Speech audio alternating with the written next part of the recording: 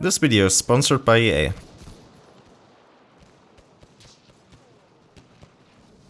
I was invited to take part in the first remote game changer event, where we got to play a really early build of the new Turning Tides DLC, the third expansion for Battlefield 1.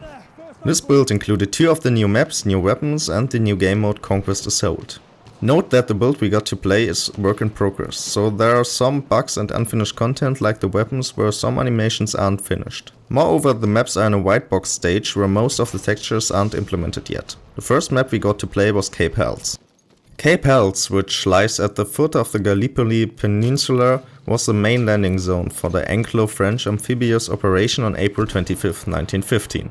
Under the covering fire of the Royal Navy's guns, the British 29th Division was to storm the beach, overcome the stunned Ottoman defenders and seize their dominating heights of Acibaba. However, the Ottoman defenders were deeply entrenched on the cliffs and at the top of the hill. Concealed machine guns and artillery from behind the walls of Fort Zed el-Bahr opened fire on the landing parties, who were slowed to a crawl by barbed wire and the knee-high water. Boats were blown out of the water and the survivors were forced into cover on the far side of the beach, where a few combat-ready platoons were finally able to establish a front line. We played this map on the new Conquest Assault mode. In Conquest Assault there is one attacking and one defending team. The defenders are starting with all the flags captured, but with no HQ to spawn. Consequently, if all flags are captured by the attackers, they lose. The attackers start with 250 tickets, so they have a compensation for that they have no flags. Their goal is to capture all flags. At the start of the round, the attackers have multiple attack and landing boats, as well as planes to invade the land where they are under heavy fire of the defending forces. Undoubtedly my first try to land at the beach was with no luck. I got shot out of my boat.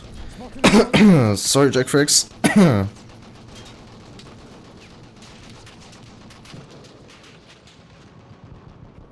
A better way to attack is by flanking them and landing next to the capture point B at the bottom of the fort.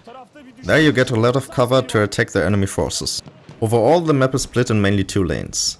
Flag A marks the beach from where you can either go to B, which is a huge fort, or C. C, D and G are a really interesting area to push forward because there are lots of trenches and cover. On the other side we have B, E and F. There are some mountains, but generally it is a more open area. E and F have stationary guns as well as a bunker. They are connected to the other line via trenches.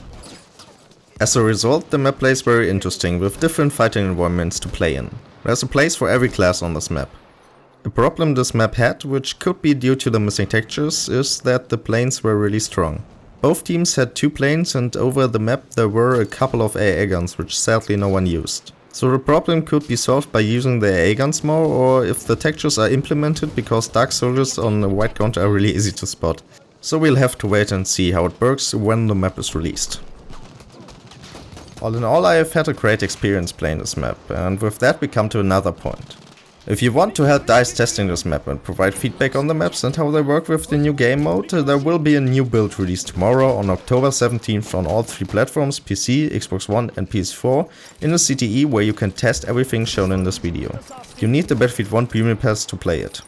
DICE especially wants feedback focused on the maps and the new game mode on those maps, but not so much about the weapons. Once again, thanks to DICE for inviting me to take part in this event, and thanks to you for watching this video. See you on the battlefield.